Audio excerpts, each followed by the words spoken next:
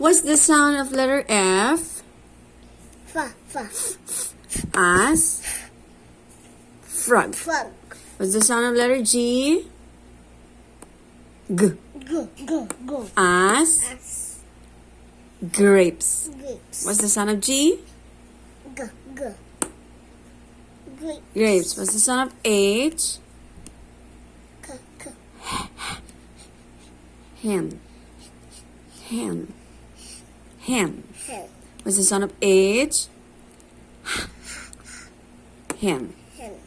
Okay. What's the sound of I? Okay. I is also a vowel. It has two sounds. Short vowel. I, you say that as E. E. E. E. If it's a long vowel, you say that as I. I. Okay, so what's the sound? Let's have a short vowel first. What's the sound of I? E. E as? What's this? Do you know this? Igloo. Igloo. What's this? Igloo. Igloo. How about this? What's this letter? J. J. What's the sound of J? I cannot. J. Juice. Juice. Okay, let's repeat. What's the sound? F.